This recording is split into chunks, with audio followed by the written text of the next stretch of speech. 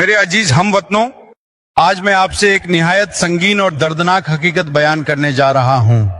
भारत के साथ जारी जंग में हम पीछे हट रहे हैं। हमारी अफवाज बहादुरी से लड़ रही हैं, लेकिन वसाइल की कमी, सियासी तन्हाई और दुश्मन की ताकत ने हमें मुश्किल में डाल दिया है। अफसोस के साथ कहना पड़ता है कि तुर्की के अलावा कोई मुल्क हमारे साथ नहीं खड़ा हुआ। ना अरब दुनिया, ना चीन, ना ही कोई और ताकतवर ममालिक, सबने हमारी पुकार को नजरअंदाज कर दिया है। मेरा दिल बहुत बोझल है जब मैं कहता हूं कि अगर यही हालात रहे तो जल्द पाकिस्तान दुश्मन के कब्जे में जा सकता है। हमारी सरजमीन, हमारी खुदमुख्तारी, हमारे ख्वाब, सब कुछ खतरे में है। मैं अपने तमाम हमवतन से दरख्वास्त करता हूं, ये वक्त मायूसी का नहीं है। ये वक्त है अपने आखिरी पाकिस्तान को बचाने का। ये वक्त है कुर्बानी देने का। हम झुकेंगे नहीं, हम रुकेंगे नहीं। अगर हम सब एक हो जाएं तो कोई ताकत पाकिस्तान को मिटा नहीं सकती। पाकिस्तान जिंदा रहेगा अगर हम उसका दिफा पूरी जान से करें। अल्लाह हमारे साथ हो। सबसे बड़ी खबर दोस्तों, सिर्फ आधे घंटे में यह पूरा घटनाक्रम हुआ और भारत और पाकिस्तान के बीच युद्ध विराम की घोषणा हो गई।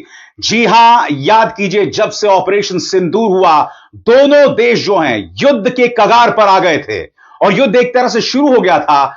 यह ऐलान डोनाल्ड ट्रंप करते हैं, आधे घंटे के अंदर पाकिस्तानी विदेश मंत्री जो है इस बात का ऐलान करते हैं और फिर भारतीय विदेश सचिव विक्रम मिस्री आकर इस बात की पुष्टि करते हैं। मगर आपके जहन में सवाल होगा दोस्तों, आधे घंटे में नाटकीय अंदाज में ऐसा क्यों हो गया? तो उसके लिए आपको समझना पड़ेगा दोस्तों, इस कार्यक्रम में मैं आपके सामने न सिर्फ ये खबर रख रहा हूं, बल्कि सिर्फ आधे घंटे में यह सारा खेल क्यों हुआ। सबसे बड़ी बात, अमेरिका लगातार मध्यस्थता कर रहा था, लगातार दोनों पक्षों से बातचीत कर रहा था, मगर आपको समझना पड़ेगा कि दरअसल पाकिस्तान झुका क्यों। आखिर भारत के सामने पाकिस्तान झुका क्यों? तो दोस्तों गौर कीजिएगा, जैसे ही भारत ने पाकिस्तान के 3 बेसिस पर हमला किया और उसके बाद लगातार ताबड़तोड़ हमला कर रहा था, उसके तमाम हमलों को एक तरह से डिस्ट्रैक्ट कर रहा था, एक तरफ कर रहा था, उसके बाद पाकिस्तान दबाव में आ गया।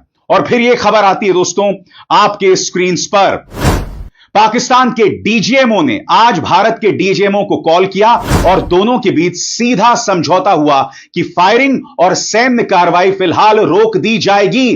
बाकी किसी मुद्दे या जगह को लेकर कोई बातचीत का प्लान नहीं है। यानी कि दोस्तों, जैसे ही भारत हमलावर तेवर अपनाता है, जैसे ही पाकिस्तान को समझ में आने लगता है कि यह एक ऐसा युद्ध है जहां वो जीत नहीं सकता, तो वो घुटने टेक देता है। सबसे बड़ी बात, यह जो घटनाक्रम आया है दोस्तों, सही मायने में भारत की शर्तों पर आया है।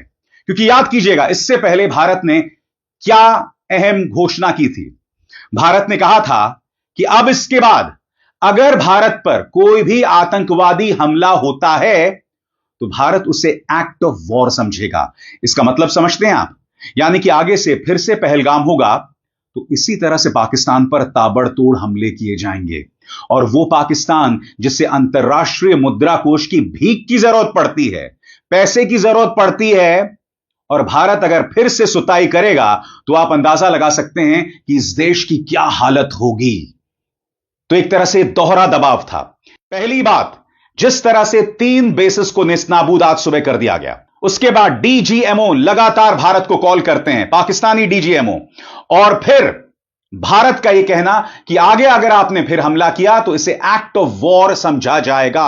और फिर डोनाल्ड ट्रंप ये घोषणा करते हैं आपके स्क्रीन पर, after a long night of talks mediated by the United States, I am pleased to announce that India and Pakistan have agreed to a full and immediate ceasefire. Congratulations to both countries on using common sense and great intelligence. Thank you for the attention to this matter.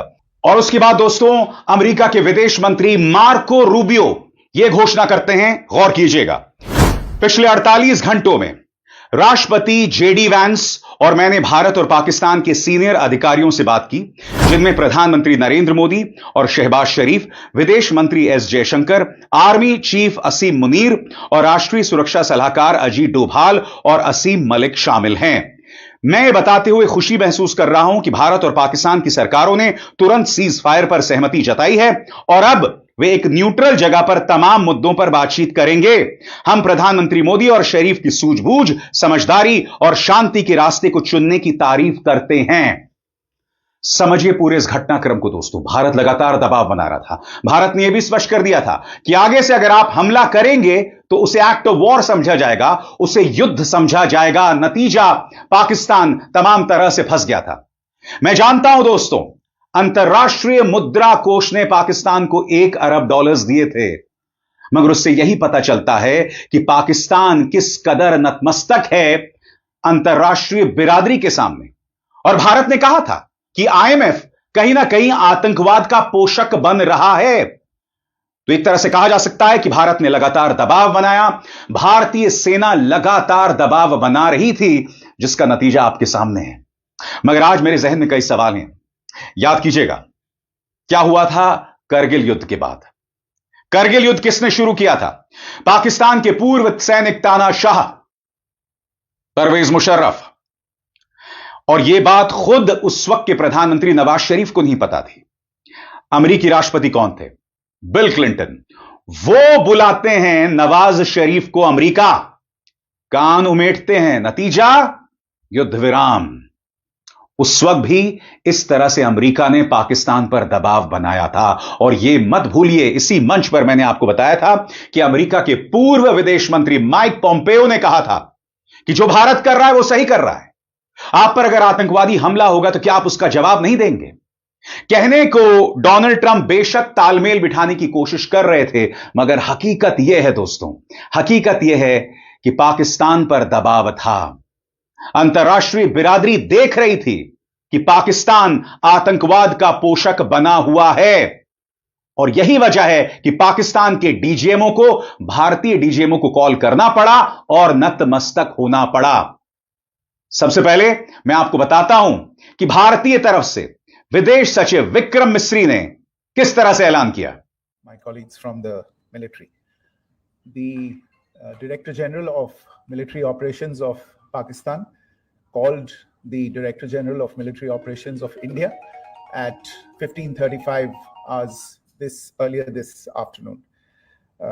It was agreed between them that both sides would stop all firing and military action on land and in the air and sea with effect from 1700 hours Indian Standard Time today. Instructions have been given on both sides to give effect to this understanding. The Directors General of Military Operations will talk again on the 12th of May at 1200 hours.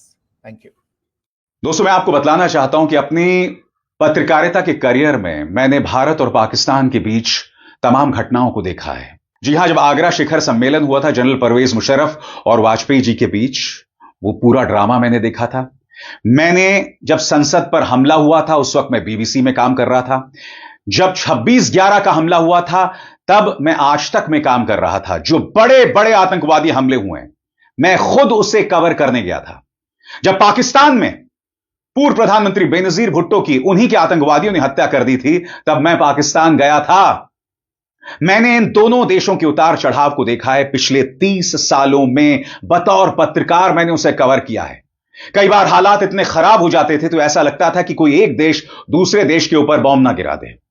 मैंने वो मंजर भी देखा है। उस वक्त मैं जी news में काम कर रहा था जब प्रधानमंत्री नरेंद्र मोदी ने भारत के परमाणु शक्ति होने का ऐलान किया था और फिर उसका जवाब पाकिस्तान ने दिया था परमाणु बॉम्ब का विस्फोट करके, परमाणु बॉम्ब की टेस्टिंग करके। तो अगर ऐसे में शांति का ऐलान होता है तो मैं थोड़ा इमोशनल हो जाता हूं, क्योंकि मैं जानता हूं दोस्तों, जंग से किसी का फायदा नहीं होता, उससे नुकसान होता है। मगर हां, जब जंग शुरू हो जाए या एक देश आप पर आतंकवादी हमला करे तो उसका तो जवाब देना पड़ेगा। तब कोई यह नहीं कह सकता कि से नो टू वॉर। मगर कम से कम अब शांति की ओर बढ़ रहे हैं। बड़ा सवाल यह दोस्तों कि क्या हम पाकिस्तान पर विश्वास कर सकते हैं? क्या पाकिस्तान पर विश्वास किया जा सकता है? यही हमारे जहन में सवाल है। पाकिस्तान ने भारत को कई बार भारत के साथ विश्वासघात किया। याद कीजिएगा, प्रधानमंत्री अटल बिहारी वाजपेयी बस लेकर लाहौर जाते हैं। मगर समानांतर तौर पर जनरल परवेज मुशर्रफ करगिल की प्लानिंग कर रहे होते हैं। उसके बाद याद कीजिएगा, भारतीय संसद पर हमला होता है। यानी हर बार जब जब भारत और पाकिस्तान के बीच बातचीत हुई है, बातचीत में सफलता मिली है, उसके तुरंत बाद पाकिस्तान की तरफ से कोई बड़ा आतंकवादी हमला हो जाता है। 2008 याद कीजिए, जब 26/11 का मुंबई में हमला हुआ था और 166 लोग मारे गए थे।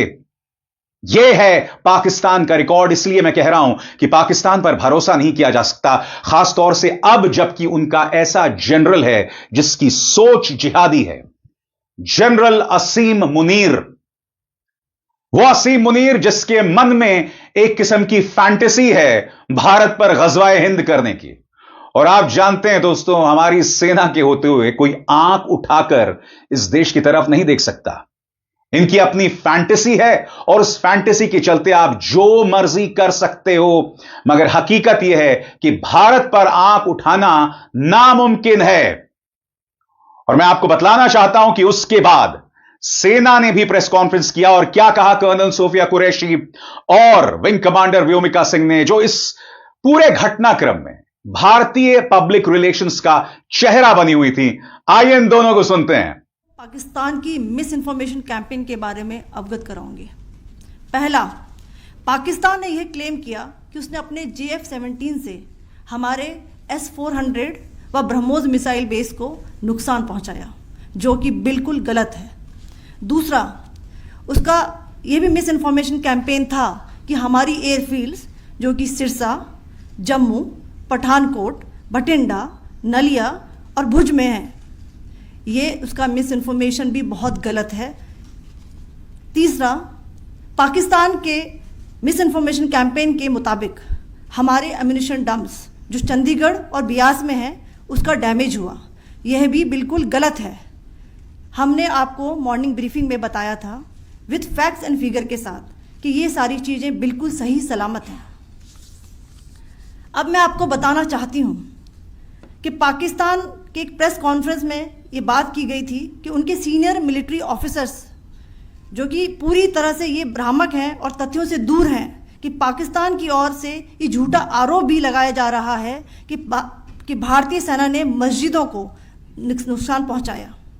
मैं इससे बिल्कुल स्पष्ट करना चाहती हूं कि India is a secular nation और हमारी सेना भारत के कॉन्स्टिट्यूशनल वैल्यूज़ की एक बहुत प्यारी झलक है। इंडियन आर्म्ड फोर्सेस ने पाकिस्तान को बहुत भारी नुकसान पहुंचाया, उनके मिलिट्री इंफ्रास्ट्रक्चर्स को, चाहे वो लैंड एसेट्स हों या फिर उनके एयर एसेट्स।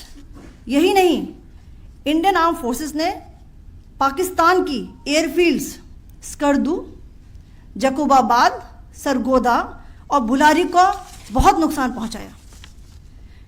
इसके अलावा पाकिस्तान के air defence system, radar system, उनको भी एयर स्पेस में अनटेनेबल किया। यह भी बताना चाहती हूं कि लाइन ऑफ कंट्रोल के पास पाकिस्तान के command and control logistic installations और उनके मिलिट्री इंफ्रास्ट्रक्चर्स, मिलिट्री पर्सनल्स का इतना भारी नुकसान हुआ कि पाकिस्तान की ऑफेंसिव व डिफेंसिव कैपेबिलिटी को नष्ट कर दिया गया। अंत में मैं फिर से ये बात दोहराना चाहूँगी, इंडियन आर्म फोर्सेस पूरी तरह से तैयार है, सतर्क है और भारत की संप्रभुता और अखंडता की रक्षा के लिए पूरी तरह से कमिटेड है। धन्यवाद। जय हिंद।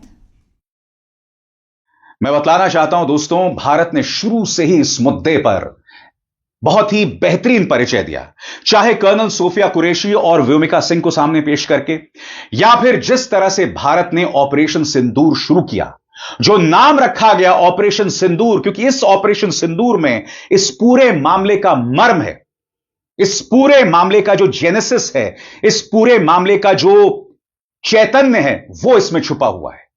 क्योंकि सिंदूर उजाड़े गए थे ना, और फिर उसी सिंदूर के उजाड़े जाने को लेकर भारतीय सेना ने हमला किया और करारा जवाब दिया, ऐसे जवाब दिया कि पाकिस्तान थर थर कांपने लगा। आप जानते हैं पाकिस्तान ने कितने मिसाइल छोड़े, मगर भारत के किसी मिलिट्री इंस्टॉलेशन में एक भी मिसाइल नहीं गिरा। और आप जानते हैं पाकिस्तान में क्या हाहाकार मची हुई थी। यह फर्क था पाकिस्तान और भारत के अंदर। मगर जैसे मैंने कहा ना दोस्तों, अब हमें देखना है कि आगे क्या होता है। और मैं आपको याद दिलाना चाहूंगा कि जब 1999 में कारगिल हुआ था और जब नवाज शरीफ चले गए थे अमेरिका और क्लिंटन ने उन्हें समझाया था कि अब आप युद्ध विराम कीजिए, उसके तुरंत बाद वहां पर तख्ता पलट हो गया था। नवाज शरीफ को भागना पड़ा था और पाकिस्तान के तानाशाह बन गए थे जनरल परवेज मुशर्रफ। बड़ा प्रश्न ये दोस्तों, अब जबकि ये हो गया है तो इसके बाद क्या होने वाला है? क्या अब इसके बाद पाकिस्तान में तख्ता पलट होगा? शहबाज शरीफ का तख्ता पलट होगा या फिर आसिम मुनीर वो जाएंगे? क्योंकि पिछले कुछ अरसे से क्या हो रहा है, जब जनरल परवेज मुशर्रफ देश के सेना प्रमुख थे तब वहां पर सेना की साख थी। मगर पिछले 5 सालों में सेना वहां बहुत बदनाम हुई है। जिस तरह से पाकिस्तान के पूर्व प्रधानमंत्री इमरान खान पर अत्याचार किया गया, उन्हें जेल में डाल दिया गया। नतीजा, सेना इस वक्त बहुत अनपॉपुलर है। यही वजह है कि असीम मुनीर ने पहलगाम को अंजाम दिया था ताकि सेना का रुतबा वो बढ़ा सके। उन्हें लग रहा था कि भारत के साथ जंग करके हम भारत को झुका देंगे, मगर यह भारत है प्यारे, भारत को झुकाने की तुम सोच भी नहीं सकते। अब देखना यह है कि क्या इसके बाद जनरल असीम मुनीर की गर्दन कटने वाली है। और जब मैं गर्दन कटने की बात कर रहा हूं तो मैं सचमुच गर्दन कटने की बात नहीं कर रहा हूं या फांसी की बात नहीं कर रहा हूं। मैं यह कह रहा हूं कि क्या इसके बाद उन्हें अपने पद से इस्तीफा देना पड़ेगा या उससे भी बुरा कुछ हो सकता है। इसके बाद पाकिस्तान बहुत दिलचस्प हो चला है दोस्तों, और हमें वहां के एक एक घटनाक्रम पर निगाह रखनी पड़ेगी। आपको लगातार मेरे मंच पर बने रहना पड़ेगा दोस्तों, क्योंकि मैं आपके सामने इस खबर से जुड़ी तमाम जानकारियां पेश करता रहूंगा। और एक बार फिर आप सबका शुक्रिया, पूरे देश को बधाई इस युद्ध विराम के लिए। और हम उम्मीद करते हैं कि पाकिस्तान बाज आएगा। और जैसे मैंने बताया, मेरे लिए इमोशनल लम्हा है। हम सब शांति का इंतजार करते हैं, और जब शांति हमारे टर्म्स पे हो, हमारी शर्तों पर हो, तो हम उसका इंतजार करते हैं। बहरहाल शर्तें क्या हैं, किस तरह का समझौता हुआ, इस बारे में पूरी जानकारी मौजूद नहीं है। अगले 24 से 48 घंटे में और पता चलेगा, और जैसे जैसे खबरें सामने आती रहेंगी मैं आप तक इसे अपडेट करता रहूंगा। अविजार शर्मा को दीजिए इजाजत। नमस्कार।